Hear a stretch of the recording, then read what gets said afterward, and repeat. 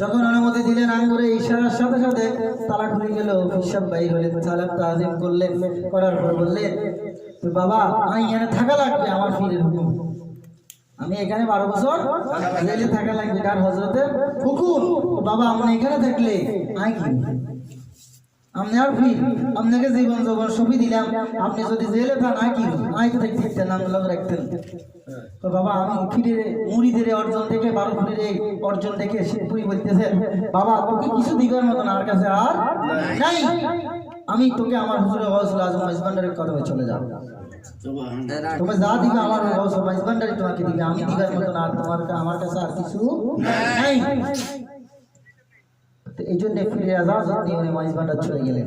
হুজুরে গৌসুল মাইজভান্ডারি ওইখানে যখন গেলেন, ওইদিকে আমি আর যাচ্ছি না, বিশাল লম্বা হয়ে যাবে। আমি যেটা বলতেছিলাম, আমরা রোজার কথা বলেছিলাম, রোজা রাখতে চাইনি, রোজা রাখতে কার জন্য? আল্লাহ। এই রোজার মাধ্যমে যেন আমার কি আশা, আত্মশুদ্ধি। অনেক নিয়ামত আল্লাহ রোজার জন্য রাখছে, সবচেয়ে বড় নিয়ামত হচ্ছে রোজাদারদের জন্য হচ্ছে আল্লাহর সাথে দিদার। বলতেছে না রোজাদার, রোজা আমার জন্য, আমি তার প্রতিদান দেব না, আমি নিজে তার প্রতিদান হয়ে যাব। মাইজভান্ডারে একটা কালাম আছে, একটি রোজা একটি সেজদা আজম যাতে করলে সারে তালাশ করো তার যেমন তালাশ করো তার, একটি রোজা একটি সেজদা, এটা হচ্ছে তাসাউর কথা।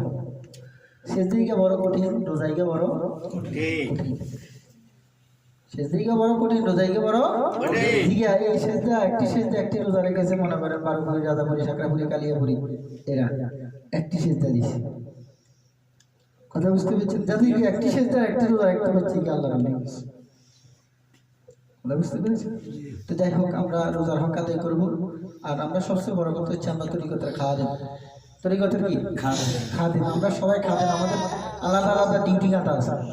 যদি কেউ দেখি কেউ দেখি না, কেউ বুঝি কেউ প্রত্যেকের আলাদা আলাদা ডিউটি খাতা আছে। আপনি কর্ম করেন বা না করেন, যেদিন হতে তরিকতে ঢুকছেন খাতা চালু হয়ে গেছে, খাতা কিন্তু ঠিক মাস চলে, কি করেন না না করেন সব লিপিবদ্ধ আছে।